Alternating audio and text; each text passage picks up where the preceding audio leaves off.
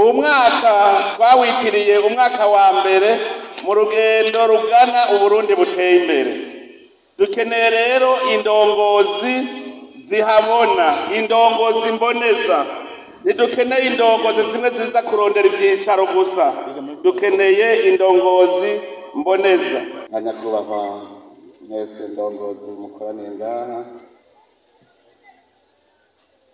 mbere kuramutsa n'iteka umukuru w'inama nshingamateka n'umutambukanyi wanyu, na nyeniteka umukuru w'inama nkenguzamateka n'umutambukanyi wanyu, na nyakubahwa muserukira urwego rw'ubutungane, novuga cyane umukuru wa sentare ntayinyuzwa n'umukuru wa sentare yubahiriza ibwirizwa shingiro, mwebwe n'abatambukanyi banyu,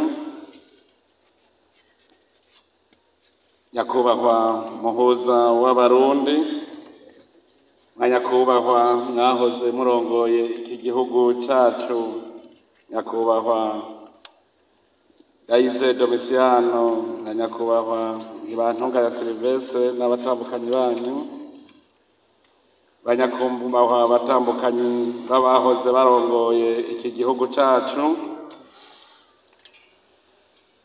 nka nyakubahwa bashinga amateka n'abakenguza amateka mwitavye uru rubanza, nka nyakubahwa bashikiranganji mugize urwego nshingwabikorwa rw'igihugu murongowe cane cane nyakubahwa umushikiranganji wa mbere n'umutambukanyi wanyu, murambabarira nari nabibagiye, nka nyakubahwa ndongozi mwese mu bisata bitandukanye mu nzego z'igihugu,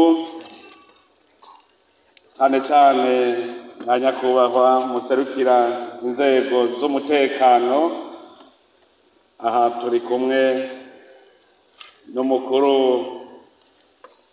w'urwego rwo kwivuna basi n'umugenduzi mukuru w'urwego rw'inyamiramabi, namwe ntwazangabo muri ngaha mwese, banyakubahwa mwaje muserukira ibihugu vyanyu n'amashirahamwe mpuzamakungu, umwe wese mu cubahiro ciwe, mwanyakubahwa mwese bene gihugu muserukira amashirahamwe atandukanye, umwe wese mu cubahiro ciwe yiyumve. Tugira amahoro, tugira amahoro, sangwa amahoro, ubumwe, iterambere n'ubutungane mu gihugu cyacu.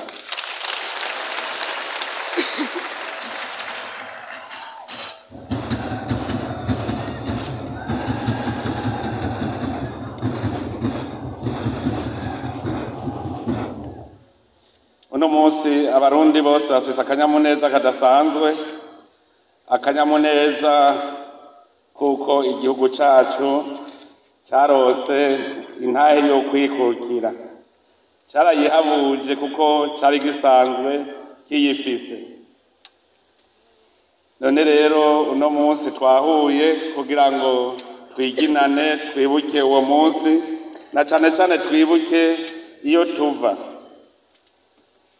Ejo nari narose umwanya wo kubashikiriza akari ku mutima, ariko no munsi n'akandi karyo ko kwibutsanya kugira tugume twigishanya ingene twogumya iyo ntayo kwikukira n'ingene twoyitsimbataza.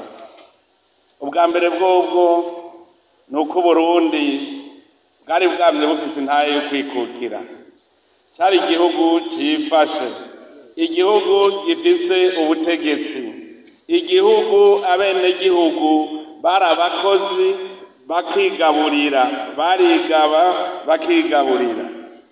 Igihugu cy'u Burundi abakoroni basanze gifise ubutegetsi bukomeye, nico gituma abarundi ba kera bose umugabo wese yari ingabo.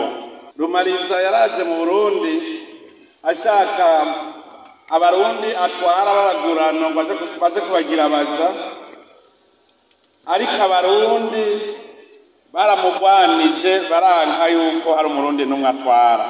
Ivyo birerekana ko abarundi cari igihugu c'abantu banka kagaye, igihugu kitavogerwa. Igihe abamisiyonari baza ubwa mbere bagize ngo bamenere Rumonge na Nyanzarake, naho nyene abarundi barabagwanya. Uburuhiro baja kwinjirira imisugi. Abo bamisiyonari ngo bari bazi yuko baje gusambura imana z'i Burundi, bashitse basanga dusenga imana imwe. Bapfuma bavuga bati basi duhindure izina ry'Imana tuyite Mungu, kuko basanze yitwa Imana n'ubu yitwa Imana. Ariko bo baca bavuga ati dupfume tuyita Mungu. Igihe abadagi baza, abarundi baragwanije abadagi imyaka 7.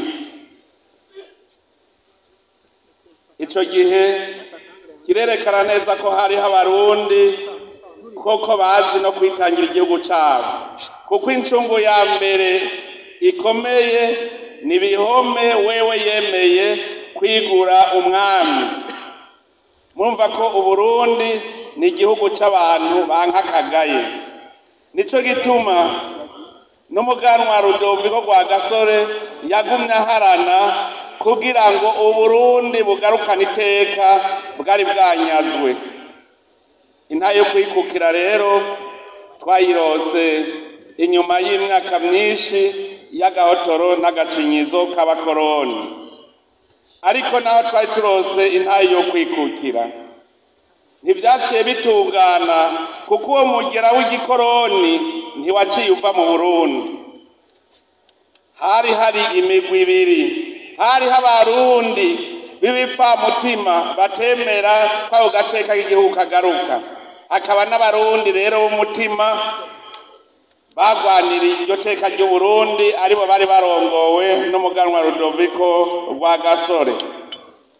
Rero abo bari bashigikiye abakoroni batashaka kwikukira, uwo mugera wagumye bakurikira. Nico gituma twagumye tugira ingorane muri kahise gushika mu 2000, niho novuga 2005, aho dusubiye kugarukanira intwaro ya demokrasi.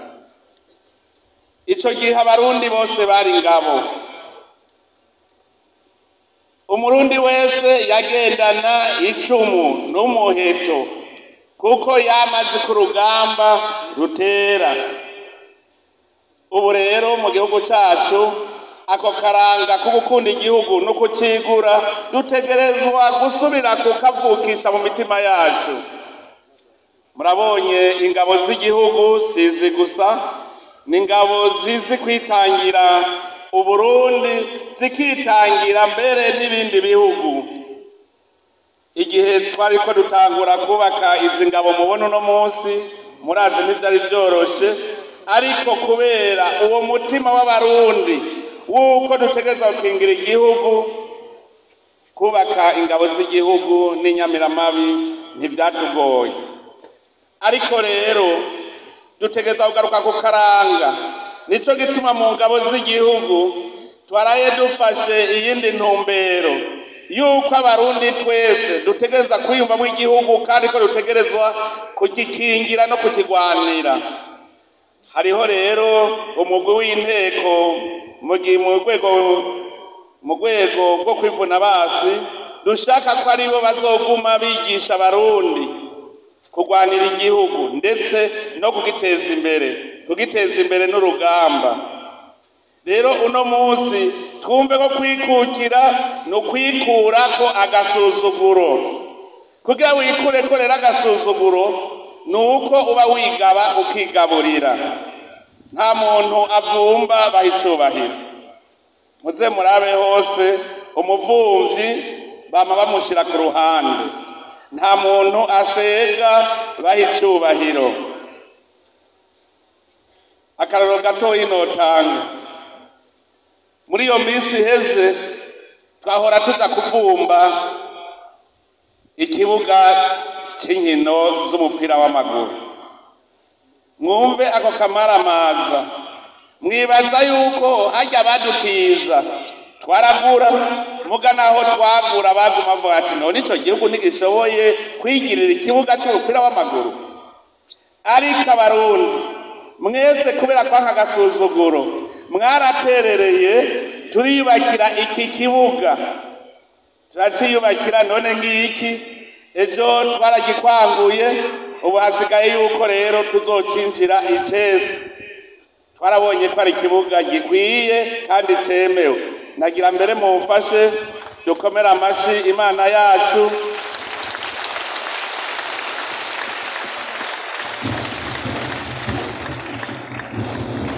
kuko n'ishirahamwe mpuzamakungu ry'umupira w'amaguru FIFA ryaramaze kwemeza ko iki kibuga gikwije vyangombwa. Ubu rero turiko dutegura yuko tucinjira.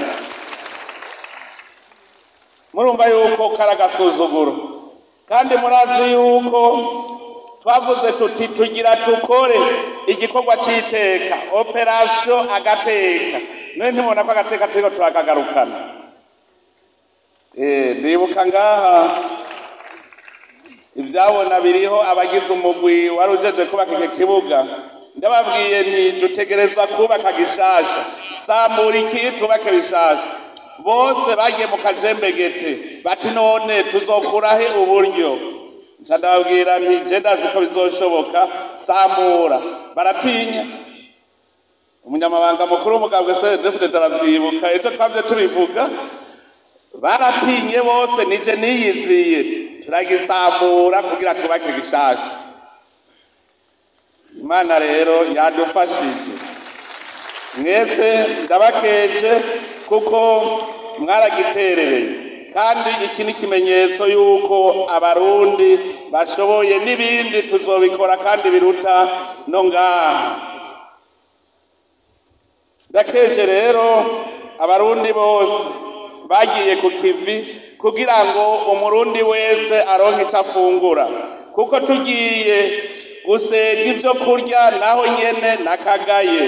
Kubona rero abarundi baragiye ku kivi ku buryo umunwa uronke ico ufungura n'iteka rikomeye cyane. Hari haho nagiye barambaza bati mbega mwebwe musumirahe? Ndababwira nti twebwe dufungura ivyo twirimiye. Ngo birashoboka? Ndabwira ko bishoboka, baca baradukeza. None nanje ndakeje abarundi. Ndakeje kandi abarundi ku ntambwe baraye bateye, intambwe yerekana ko tudakwiye kubusimbira hamwe. Abarundi mu vya politike twarerekanye ko dukuze, yuko tudakwiye kubusimbira hamwe, dukwiye gutora abaturongora kandi babona. None rero mboneye akaryo gukeza abarundi twese, kuko n'amakungu yaratangaye. Kera yahora abona ko turabanyakajagari tutabishoboye batarimwo. Ndakeje kandi n'abatowe. Abatowe ndabakeje cyane. Ndabakeje kuko tubazeyemo vyinshi. Uwo mwaka twawitiriye umwaka wa mbere mu rugendo rugana Uburundi buteye imbere. Dukeneye rero indongozi zihabona, indongozi mboneza. Ntidukeneye indongozi zimwe ziza kurondera ivyicaro gusa, dukeneye indongozi mboneza. None rero ko abarundi bagiye hamwe bagahundara ku ndongozi zifise akarangamutima kamwe, turizeye neza yuko aho bukera zizodufasha kugira ngo duteze imbere amakomine yacu, duteze imbere intara zacu, duteze imbere igihugu. Kugira rero igihugu gitera imbere gikenera indongozi zimboneza. Indongozi mboneza si yindi yo kwicara mu biro gusa. Indongozi mboneza iragenda mu bene gihugu ikumviriza ivyo bakeneye, hanyuma nayo ikabafasha kubona ico bokora n'inzira bofata. Indongozi igenda ikicara ngaho ikibera hatana kimwe iri kurakorera bene gihugu, iyo ntibikwiye. Dutegereza rero kuronka indongozi mboneza. Hariho ivyo twama turiko turanegura ku ndongozi, aho usanga afise dosiye akayimarana umwaka mu biro atana kimwe arakora. Indongozi zama zirindiriye ngo sindabona intumbero ngo banzunyereke ivyo nkora, iyo si ndongozi. Nico gituma tugiye guhindura ingendo muri iyi minsi igiye kuza, kugira ngo igihugu cikukire koko cumve ko gifise agateka, kiba gifise abenegihugu bumva kandi bakumvira. Ubusimbira hamwe ntibushobora guteza imbere igihugu, abantu bagayana ntibashobora guteza imbere igihugu. Kugira igihugu gitera imbere turumviriza indongozi, hanyuma tugakora ibitegereza kugira ngo igihugu gitere imbere. Ahaza kuba ukwikukira nyakuri, haba abanyamwete bakunda ibikorwa kugira ngo bashobore kwerekana neza ko bishoboye kandi bifashe. Ko rero twaraye twerekanye ko tugize urunani mu matora, ubu rero tuje ku kivi twiteze imbere, tuve mu gasuzuguro. Iterambere n'urugamba, iterambere riravuna. Hariho abantu biyumvira yuko igikorwa bakora bicaye kizobateza imbere. Uri umushoferi utaronse ivyo ufungura ntubuteye imbere nawe ufise amahera. Ukazoba uri umunyezamu ntubuteye imbere nawe ufise amahera, kuko urashaka kubura ivyo ufungura. Kugira wumve ko wateye imbere utegereza kuronka ikintu ushora. Ico nama nakivuze, umuntu adafise akantu na kamwe ashora ntashobora kuvuga yuko yateye imbere. None rero mwumve ko kugira uronke ico ushora biravuna, kuko kugira uronke ico ushora uba uriko uvyaza umusaruro itunga kama Imana yaturemeye. Abantu rero basubiza inyuma igihugu muri uwo mwidegemvyo mu gateka k'igihugu. Abantu bahungabanya umutekano barasubiza inyuma agateka k'igihugu. Abo ntibemera iterambere. Indongozi irenganya, ikarya igiturire, igasesagura itunga ry'igihugu, iba yanka iterambere, ntishaka ko igihugu kigira agateka. Umudandaza acisha mu binywabi ibicuruzwa vyiwe, atemera gutanga amakori n'amatagisi, uwo nawe nyene ntashaka igihugu kigira agateka, kuko ntashaka ko gitera imbere. Ikinebwe cama kwirigara kigashaka gufungura ivyo kitarondeye, uwo nawe nyene ntashaka iterambere, no kuvuga yuko adashaka agateka k'igihugu ciwe. Nagomba rero mu guheraheza mbere ku mpanuro nkeyi nk'uko twamaduhagarara iminsi yose, nagomba bwa mbere abarundi tubanze dutegere icari co kwikukira. Umurundi wese yagize ikibazo mu gihugu akirondera yuko bitoreza umuti hasi, uwo murundi ntamenya icari co kwikukira. Twama tubibona akenshi mbere y'iyumvire yuko boba ari abagifise ka gatima k'abapegese, bamwe n'ubu batari bazo barikukira bazi ko batwarije mu mahanga. None rero kagira akanone abo barundi muvi buzimu muzimu mumenye ko igihugu c'Uburundi carikukiye, nta kindi gihugu na kimwe cari carawe narike kizoza kugaba Uburundi bwayo. Niba muri ikibazo cawe kijanye hanze, nuko ukagira umutima wo gukunda igihugu cawe. Kandi urugero rero dupimira ko niyi, hariho abantu babonye abenegihugu bataratoye batayoka miliyoni no muri vyasi ingene babakaraba, aho kuza mu benegihugu ati hanyuma azovuka mundabagiriza. None wotuzomutora abo berekana yuko bagize umutima w'abapegese yuko ibibazo vy'Uburundi borerwa umuti hanze. None rero ndabasavye basubize umuzirikanyi wabo mu kibanza, baba Barundi bamenye ko Abarundi tuzoka tutorera ibibazo vyacu umuti turi ngaha i Burundi nyene.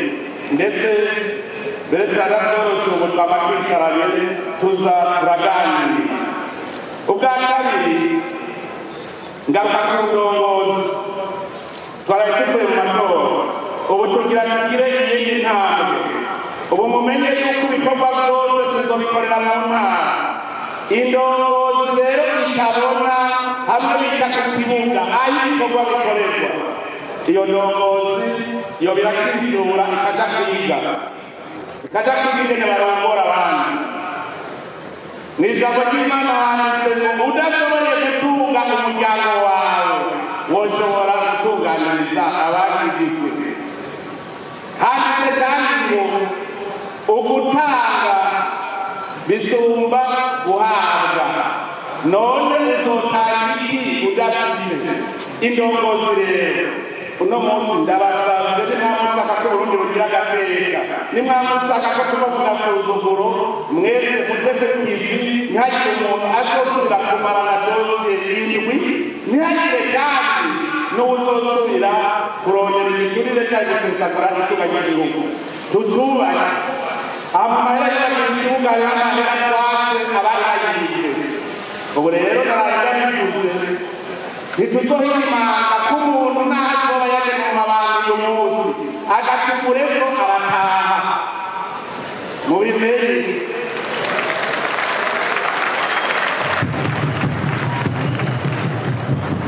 Abenegihugu murasaba banyagirira utuntu, abenegihugu bakaguserereza iwawe gasanga n'ibyo byiza zo gusaba utobana ibitese byo gutanga imihoho utabigura amama. Abenegihugu nibo benegihugu kandi barafite nimero yanjye barabizi. Kare mwanya yose ko kubagana amafasha ibugu n'ukutamutunganiriza uyu kutatunganiriza. Ubu rero nzababwira ko mwananiranye ari dayimoni uragenda, idayimoni nayo uzoyisengera wavuye naho ukorana abantu.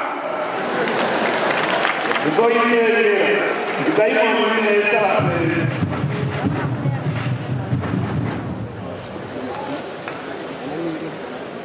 Mwebwe muteze intwaro n'abajeje umutekano cyane cyane Nyamiramabi, hari ibimenyetso ziguma zitazibonekeza. Ubu hatanguye no kwibonekeza abantu bitwaza ibiri hasi kugira ngo batoteze ubuzima bw'abantu. Muve hasi mubigishe uwo n'umutima w'agakoko ni dayimoni ntibavugiramo. Kwitwaza ibiri hasi ku birozi kugira ngo batoteze ubuzima bw'abandi, icyo tugiye kurwanya twivuye inyuma. Abo bakitwaza rero ibiri hasi mushaka muri murasubiza inyuma. Icyo twiyemeje nk'urwego rw'igihugu, uburongozi bw'igihugu, ni uko tugiye kubandanya dutwira igihugu cyacu kibe igihugu kikavogera. Muri iyo mpamvu mpamagarira abarundi twese kuva hasi dukuririre hasi, kuko umunsi urwaruka rwakuririre hasi niwo munsi ufata ukabona iterambere. Mu minsi yawe urwaruka rwagaragara kwegereye. Ubu rero twese twaguruka tuzoza mu cyumba tubigishe gukunda igihugu, tubigishe gutanga kubona imbere, niho igihugu tuzaguteza imbere. Ubu rero twiyemeje yuko tugiye gukora ibishoboka byose ntihagire ibi bikorwa muri iki gihugu. Abenegihugu bumve ko bose batinyiwe, bafite umutima mu nda, bashobora gukora bakakibagurwa. Ubugira kabiri nuko tugira dutanga ibikorwa byo kwizumwe. Ejo nawe twize batashirije mu burimyi dushaka yuko amatongo yose atariye kuyaha abarimyi bayariye. Amatongo ya leta atatariko arakora uno munsi kuyaha abarimyi bayariye. Igihe azoze imigambi y'iterambere tuzoheza tuyikorereho mugabo atari yicaye, kuko ari n'amaba yararamutongo gusa. Hariho nyirakamu abajejwe amatongo y'uko bategeka kurongora amatongo bayari abenegihugu bayariye, hanyuma nihagira ko gukora imigambi y'iterambere tuzoheza gukora. Ikigira kabiri navuze ku gisata cy'ubutaka. Twarabonye neza ko Burundi budasohoye hanze ntibuzotera imbere. Ubu rero tugiye gufata uwundi muteguro mushasha. Twarabonye ko hari abarundi benshi b'abahinga bazi gucukura ubutare. Twarabonye ko hari abenegihugu, amakoperative babisasana ubu rero tugiye kugira umuteguro ab'iby'ubutare uri muritegura ubu tuzoza tubaha akazi mwimbe tuvura dutora hanyuma dutomboye murose amahera kandi n'igihugu kironke amahera ibyo barabisabye cyane cyane abenegihugu bari mu bice birimo ubutare baravuga bati none nitwokuyimba hanyuma leta igashora ikatuhera none ikabazo nibazirima hanyuma bagashora leta igashora hanze no ku butare rero tugira dukore nk'uko kugira ngo iri duka kandi Imana yaduhaye rituramire koko aha rero turasaba ikigo OBR ko twicarana cyane cyane kwaruka mugira amakoperative hajya mwirirwa mwicaye ahubwo duce tuja no gucukura ubutare hanyuma dutore abarundi batunge ibyo bya mbere tugomba gushimikirako kurusha ibindi kugira ngo tunuze itunga ry'igihugu tugize uko turazi yuko mu mwanya mutoyi amakungu azotangarirwa mu Burundi turifuza ko mu myaka mikeyi Uburundi buzotamarwa n'amakungu nico gituma tugira uko bishoboka byose amahera y'agaciro yinjiye mu gihugu hanyuma tugura amahinguriro tubandanye n'ibihinguriro turi kumwe n'Imana turazi byose birashoboka nico gituma ndabwira nti tubumwe tugire urukundo kugira n'Imana igire aho Imana iri mbere rero ni ngaha ciyemereza usubira kubifuriza umunsi mukuru mwiza uwo munsi mukuru nabonye mwawitaze musajije ndazi yuko uno munsi muca mutaka guhimbaza muri mwe mwese none rero muhimbaze mukanyamuneza twese turibuka yuko abarundi dutegerezwa kuva mu gasuzuguro igihugu cy'Uburundi kiri igihugu cy'iteka igihugu kikakongerwa Imana iraheza kiremere